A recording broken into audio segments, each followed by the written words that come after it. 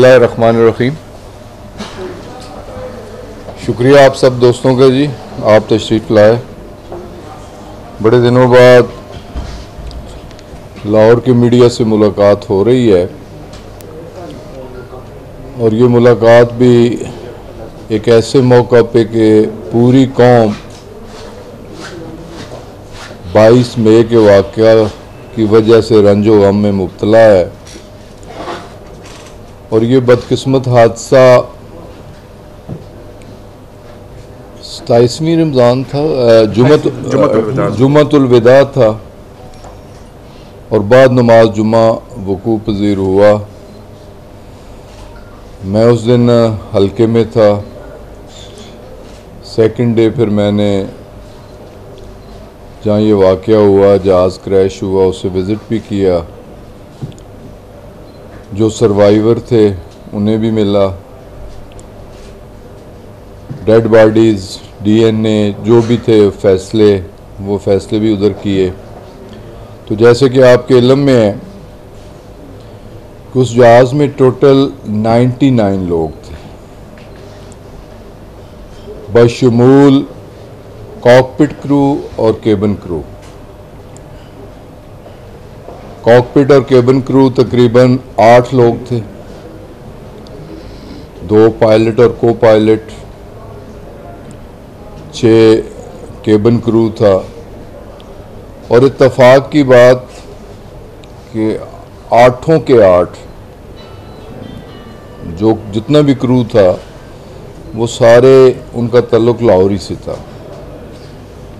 और 5 जगह अभी हम अफसोस करके आए हैं, 3 जगह जाना है। 4 बजे का आपसे टाइम था, मैंने कहा कि यहाँ आपको इंतज़ार की ज़हमत ना उठानी पड़े। तो दिली तौर पे भी बैसियत एक मुसलमान, बैसियत एक पाकिस्तानी, इस वाक़या का बड़ा अफसोस है।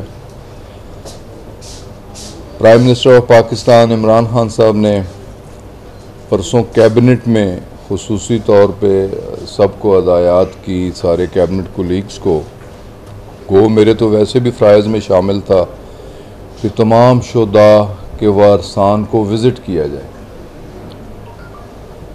अफसोस का इज़हार किया जाए, उनकी कंपनसेशन के लिए दुआ की जाए और जो जो उनके हकूक़ हैं, कंपनसेशन है, जल्द अज जल्द। वैसे तो अल्लाह ताला कंपनसेट करने वाला है, लेकिन हुकूमत की तरफ से, अदारे की तरफ से कोई कोताही नहीं होनी चाहिए। क्रू में से जैसे मैंने कहा कि 8 लोग लाहौर से और 7 की बॉडीज़ आ चुकी हैं, दफन हो चुके हैं। 8वीं बॉडी आज पहुंच रही है और total 94 bodies out of 97 identify हो चुकी हैं, डिस्पैच हो चुकी हैं।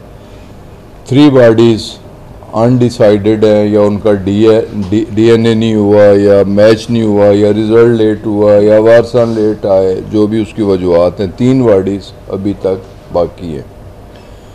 और जैसा कि आपके इल्म में है कि फर्स्ट नाइट ही हमने एक इसका इंक्वायरी बोर्ड भी तश्कील दे दिया है।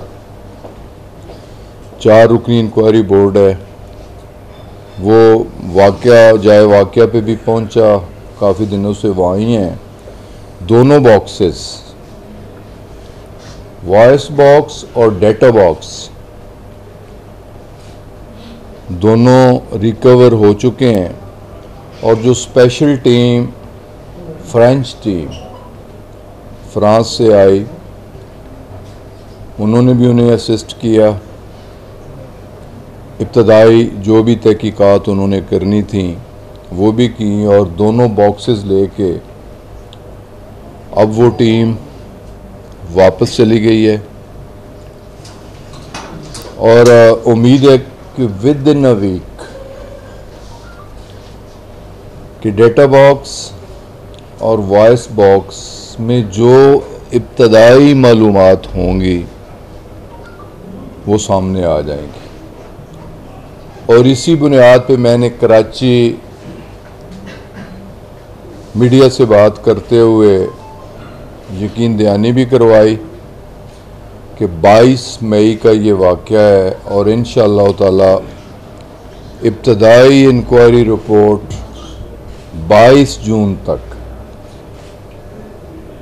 हम पब्लिक कर देंगे। और इत्तफाक से कल से असम्बली सेशन भी शुरू हो रहा है। 22 जून को असम्बली इन सेशन होगी और मैंने देखा जो कि एक ख़त भी अपोजिशन की तरफ से था और एजेंडे में भी ये शामिल है कि त्यारा क्रैश के वाक़े पे असम्बली में इस पे बात भी होनी है, बहस भी होनी है। तो यकीनन पूरी कौम का कंसर्न है, पार्लियामेंटेरियंस का कंसर्न है, हुकूमत का भी यकीनन उतना ही कंसर्न है, बल्कि उससे बढ़ के कंसर्न है।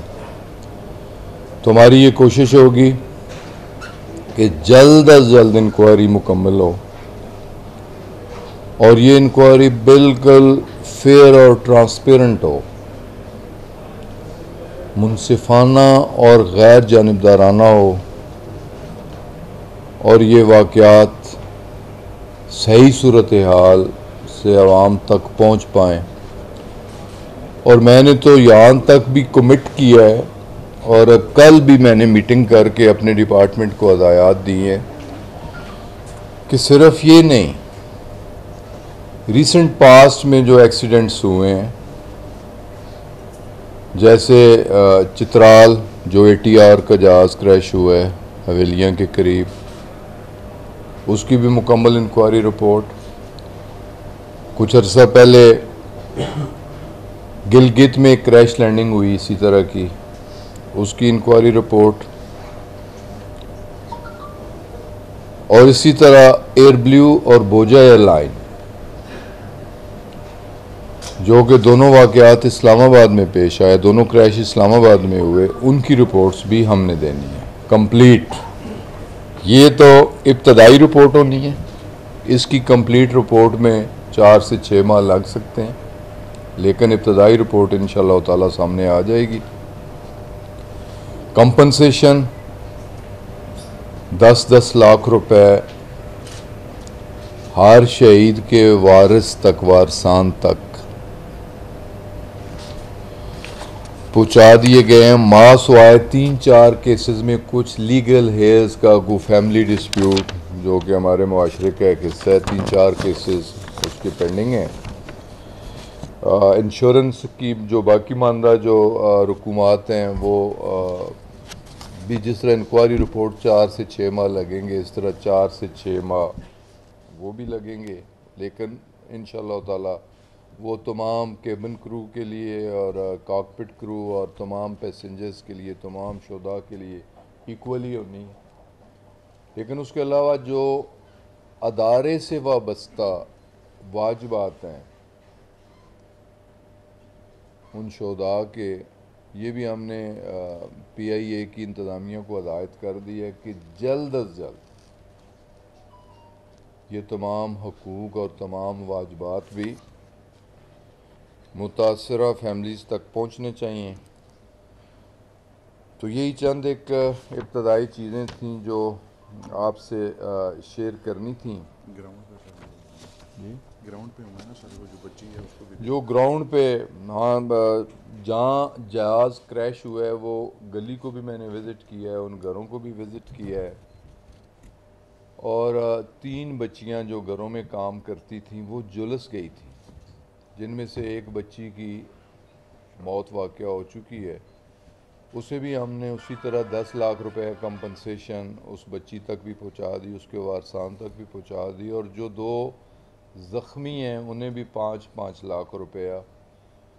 और सर्वे सिविल एविएशन अथॉरिटी भी सर्वे कर रही है जो प्रॉपर्टी डैमेजेस हैं, जिन मकानात की 2nd स्टोरी या 3rd स्टोरी या अपर स्टोरी या जो मकान डैमेज हो गए हैं क्रैश लैंडिंग की वजह से, या जो उनकी इमलाक ख़राब हुई, गाड़ियाँ काफ़ी घरों की जली हुई मैंने ख़ुद देखी हैं, तो उन्हें भी गवर्नमेंट का ये फ़ैसला है, प्राइम मिनिस्टर ने खुसूसी तौर पे ये हदायत की हैं कि उन तमाम फैमिलीज़ को भी कंपनसेट किया जाएगा। उसकी असेसमेंट कराई जा रही है सिविल एविएशन अथॉरिटी अपने तौर पे, और प्रोविंशियल गवर्नमेंट अपने तौर पे उसकी असेसमेंट करवा रही है कि ताकि ये असेसमेंट भी फेयर हो, ट्रांसपेरेंट हो, और जितने भी लोगों के नुकसानात हुए हैं उसकी तलाफ़ी हो सके। फॉर द टाइम बीइंग उन तमाम फैमिलीज़ को जो PIA होटल है कराची आर्जी तौर पे उन्हें वहाँ ठहराया गया है।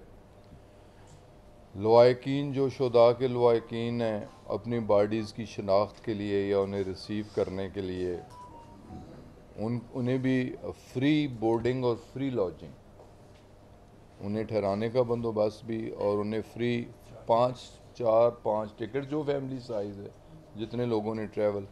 बल्कि अभी मैं सजाद गुल के घर से आ रहा हूँ तो उनके एक भाई UK से आए हैं, तो UK का टिकट भी PIA ने उन्हें फ़राम किया है। तो ये एक जनरल SOP था कि हमें जितनी एग्रीड फैमिलीज़ हैं उन्हें मैक्सिमम फैसिलिटेट करने की कोशिश करनी है। इसके अलावा PIA एक अहम ज़िम्मेदारी, बदकिस्मती से ये हादसा भी पेश आ गया, और अहम ज़िम्मेदारी जबकि पूरी दुनिया के ऑपरेशन सस्पेंडेड थे,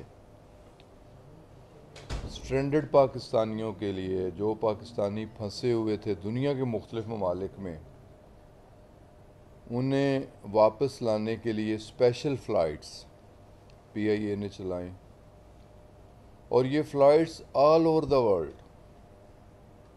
जो पहले PIA की डेस्टिनेशंस में जो स्टेशन शामिल नहीं भी थे, जैसे कि अफ्रीका PIA से पहले फ़्लाई नहीं कर रही थी या ऑस्ट्रेलिया फ़्लाई नहीं कर रही थी, अमेरिका के ऑपरेशन सस्पेंड हो गए थे, कोई डायरेक्ट फ़्लाइट भी नहीं थी।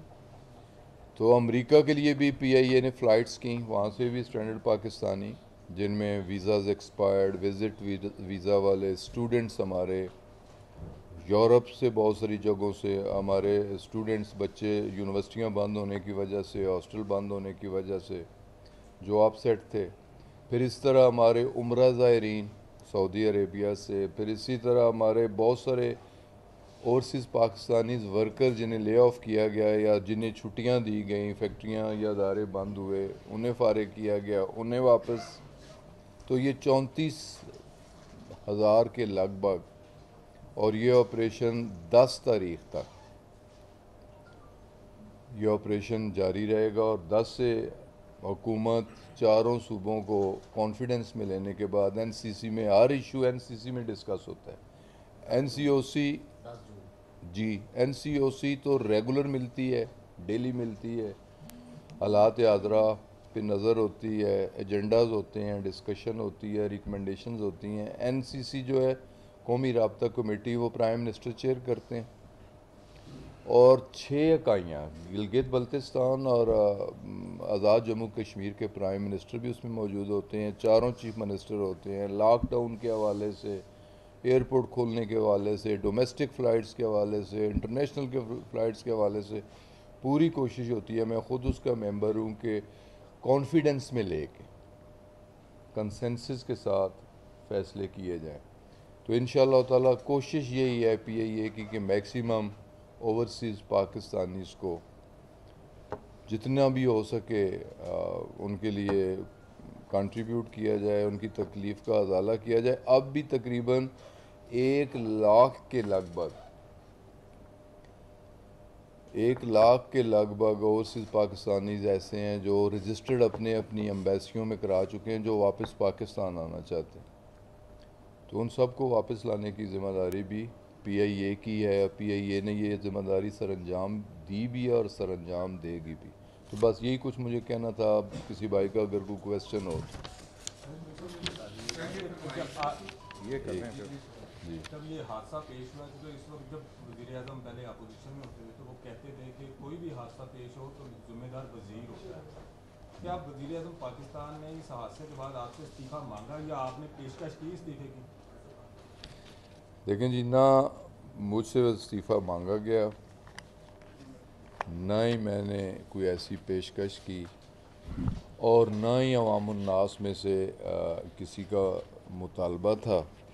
और जहाँ तक इंक्वायरी रिपोर्ट नहीं आती इंक्वायरी रिपोर्ट में पता चलेगा कि गलती किसकी थी, कोताही किसकी थी, तो फिर उस वक्त ज़िम्मेदारों के ख़िलाफ़ जो भी कार्रवाई होनी है उसके बारे में सोचा जा सकता है। तो फ़िलहाल ऐसी कोई बात सर ये बताइए जी। कि जो अभी तक इन्वेस्टिगेशन हुई है उसमें बादुल नज़र यही लग रहा है कि जो तमाम मलबा है वो जो बदकिस्मत जो तैयार था उसके पायलट पे डाल दिया गया है, जबकि जो एटीसी की साइड है उसको अभी तक उसको जिस तरह से उसके खिलाफ इन्वेस्टिगेशन होनी चाहिए थी, खासतौर पर जिस दिन हादसा हुआ था उस दिन भी कहा जा रहा है कि जूनियर जो एटीसी कंट्रोलर थे वो वहाँ बैठे हुए थे और हादसे के बाद भी उसी जूनियर ऑफिसर ने 2 तैयारों को लैंड करवाया और एयरपोर्ट का जो एसओपी के मुताबिक वो जो रनवे बंद होना चाहिए था लेकिन नहीं किया गया। अभी तक जो डाटा है उसका एटीसी का वो हासिल कर लिया गया और इनके खिलाफ कार्रवाई क्यों नहीं की गई, इनको सस्पेंड क्यों नहीं किया गया? मेरे भाई, अभी तक किसी की गलती, किसी की कोताही का कोई तयन नहीं हुआ। कोई जूनियर नहीं था, कोई सीनियर नहीं था, किसी पे ज़िम्मेदारी फिक्स नहीं की गई। अगर पायलट की बात की जाए तो 25 साल उसका कैरियर है और रिकॉर्ड कैरियर है कि कभी भी किसी छोटे से छोटे हादसे में भी कभी उससे कोई गलती कोताही नहीं हुई। तो ये सारी चीज़ें, अब ये सब कुछ क्या सराइयाँ हैं, अंदाजे हैं, अफवाहें हैं, प्रोपेगंडे हैं, जो भी कह सकते हैं। देखिए, मैं अगर वज़ीर आवाबाजी हूँ तो मेरी भी इसमें कोई एक्सपर्टीज़ नहीं है, मैं भी इस पर कोई राय नहीं दे सकता एज अ ले मैन, और आप में से भी कोई राय दे नहीं सकता और ना देनी चाहिए। इसमें एक्सपर्ट ओपिनियन एक तो बिल्कुल रेलिवेंट लोग, जो इन्वेस्टिगेशन एक्सीडेंट इन्वेस्टिगेशन बोर्ड है, एयरफोर्स के सीनियर अफसरान, ज़िम्मेदार अफसरान, तजर्बेकार अफसरान, वो इंक्वायरी कर रहे हैं और इसका enquiry counter check French team है जिसमें एयरबस के लोग, उसके मैन्युफैक्चरर, जिसमें इंजन्स के मैन्युफैक्चरर अलग हैं, एयरक्राफ्ट के मैन्युफैक्चरर अलग हैं, उनकी सिविल एविएशन के लोग इसके अलावा हैं। जो 11 रुकनी टीम आई है वो उसमें एयरबस के मैन्युफैक्चरर भी हैं, उसके इंजन्स के मैन्युफैक्चरर भी हैं और उनके सिविल अथॉरिटी के लोग भी हैं। इसी तरह हमारे यहाँ भी एयरफोर्स के भी लोग हैं और सिविल एविएशन के भी लोग हैं। और देखें ना, 97 बेगुनाह जाने, जुम्मतुल विदा, रमज़ानुल मुबारक, 28वां रोज़ा, ये कोई भी नहीं कर सकता कि किसी को फेवर और किसी की कोताही को नज़रअंदाज किया जाए। ये नहीं हो सकता। तो इस पे मेरी मैं ज़रूर सवाल सुनूंगा। मेरी आप सब दोस्तों से ये इस्तदा होगी, हम सब बहैसियत पाकिस्तानी इस जिम्मेदारी का एहसास भी करना चाहिए कि बिफोर टाइम को ऐसी बात करके किसी का दिल ना दुखाया जाए, जितनी एग्रीव्ड पार्टीज़ हैं। लेकिन जब तक जो लोग अपनी मायराना राय दे नहीं पाते, मायराना राय सामने नहीं आती, इंक्वायरी रिपोर्ट सामने नहीं आती, इस पे मेरा ख्याल है कोई राय, और दूंगा भी नहीं जब तक मुझे कोई डॉक्यूमेंट्री रिटर्न कोई ऐसी चीज़ नहीं होगी। मैं कतन किसी के बारे में कुछ नहीं कहूँगा और कह भी नहीं सकता। और उस पर आपको भी थोड़ा सा ज़िम्मेदारी का एहसास करते हुए कि कबल अज़ वक्त जब रिपोर्ट आए ज़रूर अपनी राय दें, क्रिटिसाइज़ करें, कहीं कोताही हो तो उसे पॉइंट आउट करें, इंशाअल्लाह ताला उसकी रेटिफिकेशन भी होगी। लेकिन बिफोर टाइम इंक्वायरी के बारे में राय देना मेरा ख्याल है मुनासिब नहीं होगा।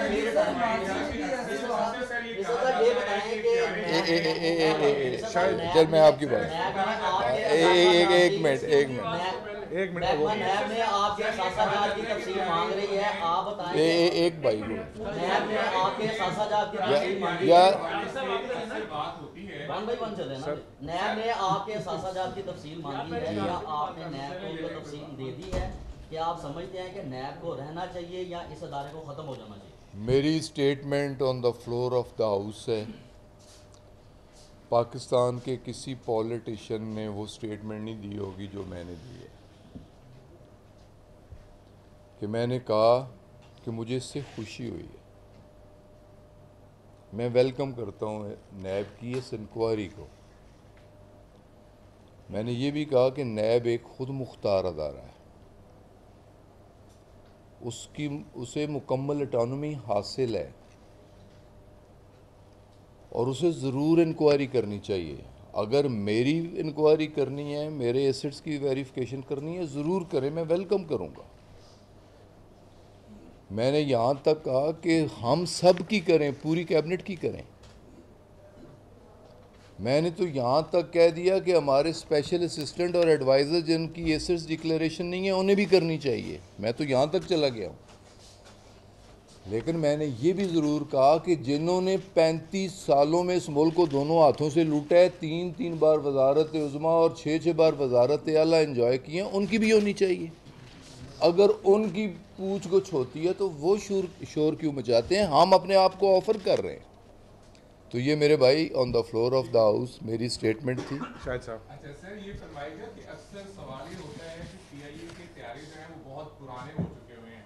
ये फरमाइएगा इस वक्त हमारे पास कितने जहाज हैं और पुराने जो हैं वो कितने हैं और किस तरह आप कंडीशन उसकी देखते रहते हैं, या नए तैयारी भी शामिल कर रहे हैं? देखें जी, ये टोटल 31 का फ्लीट है और जिसमें एग्जैक्टली मुझे नहीं पता, लेकिन ज़्यादा एयर बसेज हैं और 777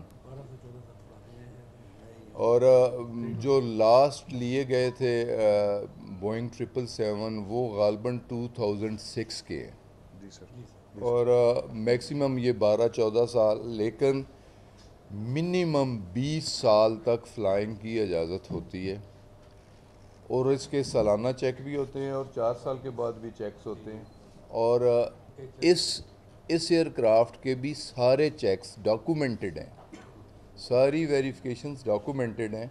और हमारे प्लान में था कुछ एयर बसेस जिनकी लीजेस एक्सपायर हो रही थी, जो लीज़ पे थे, रॉयल लीज़ पे थे, उनकी रिप्लेसमेंट, कुछ नई उनकी जगह नई एयर बसेस या कम चली हुई एयर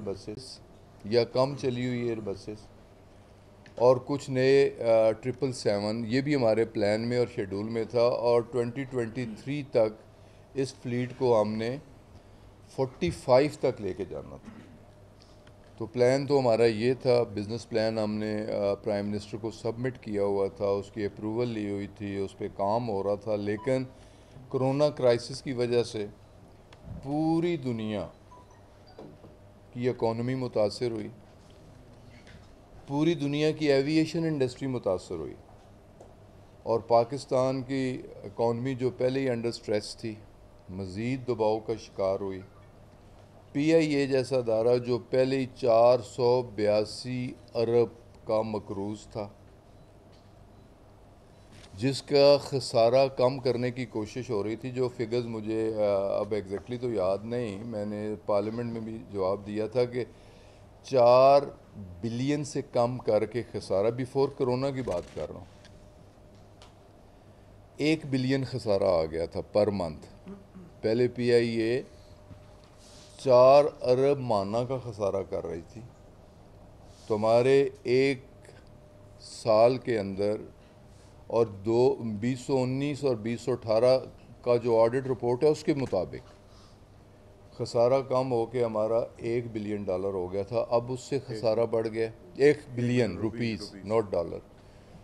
और आप सिर्फ सिविल एविएशन अथॉरिटी जो ओवर फ्लाइंग चार्जेस होते हैं या पार्किंग या लैंडिंग चार्जेस जो भी, उसका सिर्फ सिविल एविएशन अथॉरिटी को 2.5 बिलियन रुपीज़ पर वीक का नुकसान उठाना पड़ रहा है, फ्लाइंग ना होने की वजह से, ओवर फ्लाइंग ना होने की वजह से।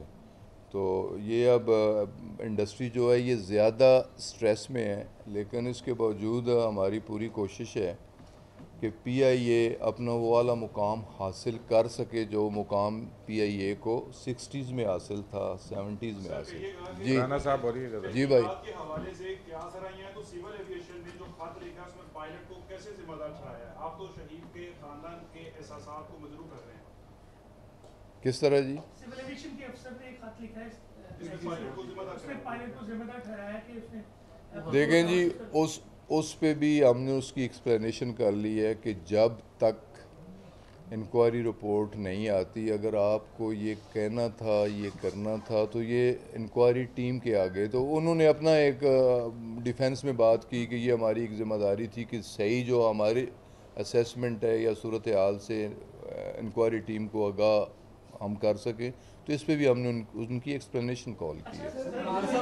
ये ऐसे वाक़यात होते रहे हैं, लेकिन कभी कहा कि होने के बाद भी कोई सज़ा नहीं किसी को मिली, तो अब जो है वो ये एक बदकिस्मती है हमारी इस सोसाइटी की भी, और इतने फ्लॉज हैं हमारे क़वानीन में भी।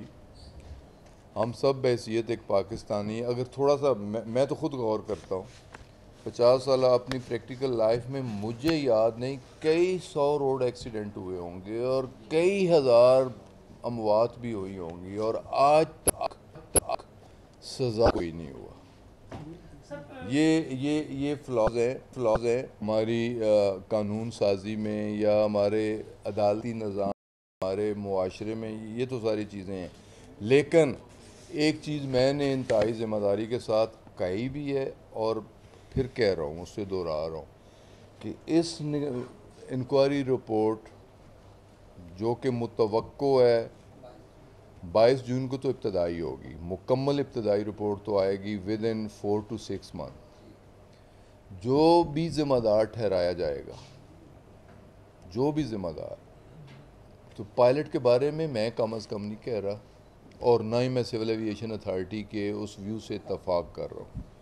अगर कोताही सिविल एविएशन अथॉरिटी की हुई, अगर कोताही PIA के किसी ज़िम्मेदार की हुई, तो उनके खिलाफ एक्शन होगा क़वायद व ज़वाबित के मुताबिक। राना साहब 10 जून को जी। 10 राना जून के साहब। बाद हम चारों सूबों से मुशावरत करेंगे। तो जी उन भाई। परवाज़ों को किस तरह चलाएंगे और क्या इंडिया के दरमियान परवाज़ें दोबारा बहाल करेंगे आप? गुलाम साहब गुजारिश है कि जी जिन लोगों को आप काउंटर टिकट फरोख्त कर रहे हैं, ये बात कर रहा हूँ मैं, 7% उस पर सर्विस चार्जेस PIA किस चीज़ के ले रहे हैं, हालांकि वो टिकट अगर एजेंट फरोख्त करे तो उसको लेने चाहिए। एक तो वहाँ पे अगर 2 लाख की टिकट है, 14,000 का उस पर जो बैरून मुल्क जा रहे हैं वो लोग टैक्स अदा कर रहे हैं। नंबर 1। नंबर 2, आपने कहा कि इन्वेस्टिगेशन बोर्ड बना, उसमें ना कुछ साबका पायलट उसमें शामिल किया गया, रिटायर्ड पायलट के किसी को शामिल कर देते जो ये जहाज उड़ाता रहा, या इसमें कोई इंजीनियर ऐसा शोबे का माहिर जो एयरफोर्स के लोग, एयरफोर्स इस जहाज को नहीं उड़ा रही थी, वो तो जंगी तैयारी उड़ाते हैं, उनके A320 एयरबस का क्या पता। वो तो सिर्फ अगर वक्त जरूरत तक आपको जरूरत पड़ेगी तो आप उनको कॉल कर सकते हैं। बोर्ड में सबसे बड़ी खामी ये आ रही है, क्योंकि मैं टेक्निकल 2-3 लोग ऐसे यहाँ पे बैठे हुए जो स्पीड को समझते हैं। बोर्ड में ये खामी है कि एक बंदा उससे रेलिवेंट ही नहीं है। जहाज जो उड़ाता है उसको कम से कम पूछ लिया जाए कि भाई इस जहाज में क्या खामियां थी। अब जो बंदे शामिल किए गए हैं, खुदारा उसमें A320 एयरबस किसी ने उड़ाई हुई। अगर आप एयरबस कंपनी की बात करेंगे, उन्होंने इंजन को भी क्लियर कर देना है, उन्होंने दीगर फॉल्ट क्लियर करने के बाद कह देना कि पायलट की गलती थी, बात तो फिर वहीं पे आ गई। देखें जी, TORs में जो भी इन्वेस्टिगेटिंग बोर्ड है उससे बाख्तियार बनाया गया है कि किसी की सर्विसेज वो ले सकता है, खिदमात ले सकता है। वो अगर कोई उसमें पायलट्स भी अपनी आरा देना चाहें, शामिल होना चाहें, तो कोई कतगन नहीं है, वो अपनी आरा भी दे सकते हैं। लेकिन ऐसा कोई प्रेसिडेंट नहीं है कि देखें ना, अब उसमें शहादतें केबिन क्रू की भी हुई हैं, एयर होस्टेस की भी हुई हैं। नहीं को जहाज़ बेशक पायलट उड़ाता हो, लेकिन एक जितनी एक्सपर्टीज़ इनकी हैं, और एयरफोर्स के पायलट भी ये फ़्लाइट्स ऑपरेट करते रहे हैं और कर रहे हैं, अब भी कर रहे हैं और करते भी रहे हैं। और प्रेसिडेंट ऐसा कोई नहीं है कि किसी, ये एक मुतालबा आया मुख्तलिफ क्वार्टर से, पालपा की तरफ से भी था कि उसमें शामिल होना चाहिए। ठीक है, वो अपनी स्टेटमेंट रिकॉर्ड कर सकते हैं, उसमें शामिल हो सकते हैं, लेकिन इन्वेस्टिगेटिंग बोर्ड का हिस्सा नहीं हो सकते। इरफान साहब, काउंटर जो टिकट फरोख्त हो रही है, अच्छा, इसके बारे में 7% जो है इसमें 2 चीज़ें जी। ये 7% आप इसलिए एजेंट्स को देते हैं, जो प्रोसीजर है कि वो हमारे पास रश ना हो और टोटल आउटलेट्स में ये सेलिंग हो सके, ताकि इजी टू फॉर पैसेंजर। उसमें ये है कि हमारे यहाँ पे जितने लोग काम कर रहे हैं, 24 आवर एयरपोर्ट पे कर रहे हैं, यहाँ भी कर रहे हैं, उन पे इतना दबाव है, कोरोना का अलहदा, यहाँ 3 चोर इस पे, ये 7% जो है जहाँ पे हमने ओवर स्टाफ, इनको ओवर टाइमिंग भी दे रहे हैं, इसलिए 7% लेना या ये देना जो हमारा है एजेंट्स को, वो ये है कि चलिए जी आप भी हमारे साथ बिजनेस में हैं, पार्टनर हैं, बट जब ट्रैवल एजेंट्स ने पेमेंट्स नहीं की हुई हमें, बहुत से एजेंट डिफ़ॉल्ट में हुए हैं, तो हमने ये एक ऐसा टेम्प्रेरी अरेंजमेंट किया है। ये फ्लाइटें स्पेशल चल रही हैं, वो जब प्रॉपर फुल फ्लैज चलेगी सारे एजेंट बेचेंगे। बट ये जो टाइमिंग है, यहाँ दिन रात काम हो रहा है, तो ये 7% जो है ये हमने एजेंट्स को दिया हुआ है। सर जी, ये जो 7 करोड़ पे आपने एडवांस दे दिया हुआ है ट्रैवल एजेंटों को, आपका ऑडिट मेरा बना पड़ा है, उस पे भी बताएं सर वो कब महकमा लेगा? इरफान साहब जरा उस पे भी नहीं सर, ये सवाल है इसका, तो थोड़ा सा बताएं कि 7 करोड़ में एडवांस यार दे ये दिया हुआ है मिनिस्टर ट्रैवल साहब, एजेंटों को, मिनिस्टर थोड़ा साहब। बताएं। जी जी, अच्छा ये बताइए इरफान जी कि कैसे हैं आप? अल्हम्दुलिल्लाह मेरे 90 मिनट के बाद आपसे मुलाकात हो रही है कि बाकी जो एमिरेट्स हैं उसके मुकाबले में हमारी जो एवरेज हर 1.5-2 साल बाद एक हादसा हो जाता है, इसमें सेफ्टी का पहलू क्या कम है? और दूसरा कि आपने 4-6 माह इसमें रिपोर्ट पे देना, उसमें तक लोगों की यादों से ये महव हो जाना सब कुछ। जो पहली बात है जी, आपकी यकीनन बैसियत एक पाकिस्तानी और बैसियत एक ज़िम्मेदार के मेरे सबसे सीरियस कंसर्न यही है कि अगर एमिरेट्स एयरलाइन है जिसकी 300 एयरक्राफ्ट हैं और उसका रिकॉर्ड में कोई सिंगल एक्सीडेंट ना हो और हमारे शिगिर्द हैं, और वो हमारे शागिर्द हों, हम उनके उस्ताद हों, तो कहीं तो कोई गलती है।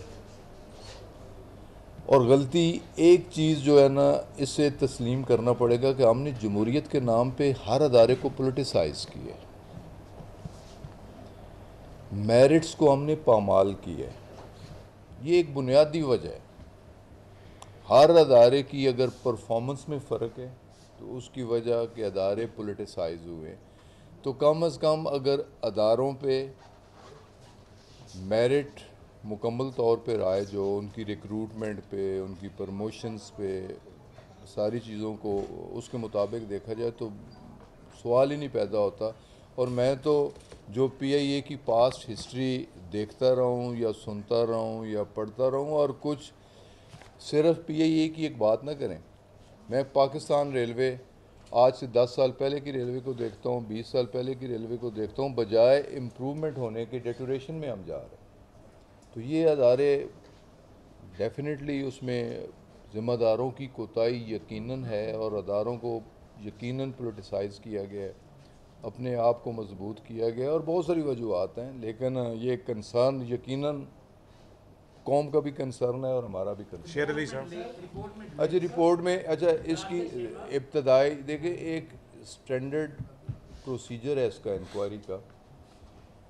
एक इंक्वायरी हमारे बोर्ड ने करनी है, एक इंक्वायरी जो फ्रेंच टीम आई है उसने करनी है, फिर दोनों इंक्वायरी रिपोर्ट्स चेक होनी है, वेरीफाई होनी है, और मुकम्मल रिपोर्ट इसलिए 4 से 6 माह, और इससे पहले की तो रिपोर्ट्स इससे भी ज़्यादा 6-6 साल तक नहीं आई। तो दुआ करें कि इंशाअल्लाह ताला इब्तदाई आपके मेरे भाई के कितने सवाल ले चुके हैं और भी किसी भाई ने करना।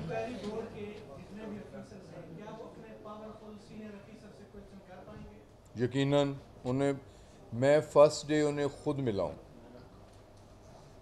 और मैंने उन्हें यही कहा कि पाकिस्तान एयरफोर्स एक क्रेडिबल अदारा है इस मुल्क का, और इस अपने बरम को आपने कायम रखना है, अपनी साख को कायम रखना है और किसी प्रेशर में नहीं आना। और ये बात यकीनन सामने आएगी कि चीफ़ एग्जेक्टिव PIA का भी एयरफोर्स का एक आदमी है, तो वो कहीं असरअंदाज ना हो गया हो।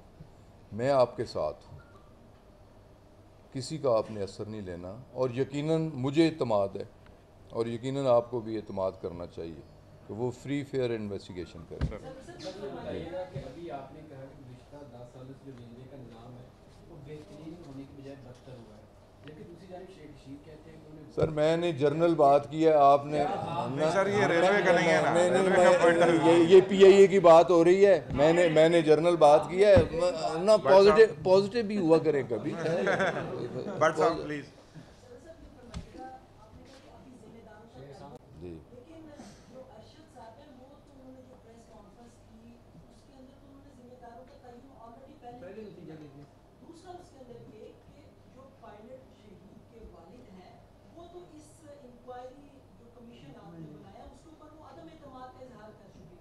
कोई ऐसी बात नहीं। मैं सबसे पहले आज लाहौर आया हूँ तो गुल साहब के पायलट के वालिद के पास गया हूँ। भाई थे, बेटे थे, किसी किस्म के अदम एतमाद का उन्होंने इज़हार नहीं किया। उनका भी ज़ोर इस बात पे था कि बिल्कुल मुनसिफाना इंक्वायरी होनी चाहिए, गैर जानबदाराना इंक्वायरी होनी चाहिए। तो कत्तन कोई उनके ऐसे खदशात नहीं थे और इंशाअल्लाह ताला उनके एतमाद को हम मजरूह भी नहीं होने देंगे। सर पीआई के अफसरान से इत्मीनान होती है कि आपने नादरा को कह दिया कि पैसे वहाँ पे जमा करवाएं, ये समझ नहीं लग रही।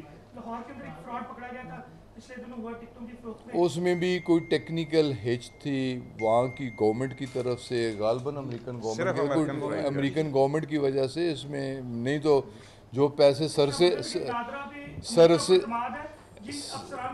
नहीं इसकी ये वजह नहीं है जो आप कह रहे हैं। इसकी ये वजह नहीं है कि सर ये बताइएगा कि अभी कुछ देर पहले डॉक्टर ताहिर जो डीएनए लेबॉर्ट्री के सरबराह हैं, उन्होंने कहा कि जो डीएनए किए गए हैं वो सही नहीं है, सिर्फ दांतों से डीएनए किए गए वो इंतहाई फरसूदा निज़ाम है, वो सही डीएनए नहीं है, उनका ये कहना है। आप इस पर क्या कहते हैं? दुनिया में जी डॉक्टर ना मैंने सुना है, ना मैंने पढ़ा है, ना मेरे तक ऐसी कोई बात आई है। और सिर्फ देखें ना, डीएनए एक तो कराची यूनिवर्सिटी की टीम थी, फिर यहाँ लाहौर से भी टीम गई, डॉक्टर्स की एक्सपर्ट्स की टीम गई, और एनडीएमए के लोग भी इसे देख रहे थे। तमाम रेलिवेंट लोग थे, ज़िम्मेदार लोग थे। किसी एक की स्टेटमेंट पे इतनी मेरा ख्याल इत्मीनान नहीं करना चाहिए। Thank you very much sir, thank you.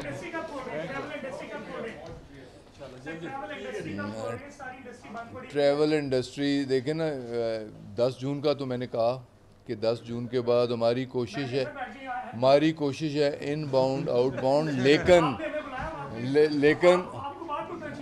अच्छा, लेकिन जिस तरह कोरोना बढ़ रहा है, जिस तरह कोरोना रैपिड राइज कर रहा है, इससे इंडस्ट्री खोलने के बारे में कम सोचा जा रहा है और इंडस्ट्री बंद करने के बारे में ज़्यादा सोचा जा रहा है। पहली मैं ये सोच है, राय है, फैसला नहीं है। फैसला तो ये है कि मज़ीद डोमेस्टिक फ़्लाइट्स भी मज़ीद खोली जाएं। अभी तक तो लिमिटेड फ़्लाइट्स हैं ना, मज़ीद डोमेस्टिक ऑपरेशंस भी किए जाएं, मज़ीद इंटरनेशनल ऑपरेशंस भी खोले जाएं।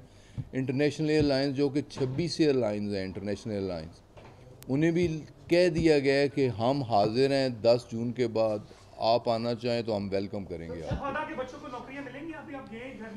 यकीनन जी, हर घर का ये मुतालबा था और हमारी कमिटमेंट भी उनके साथ है और कोशिश भी होगी कि हर शहीद का बच्चा हो, बहन हो, भाई हो, उसे नौकरी मिले। Thank you very much.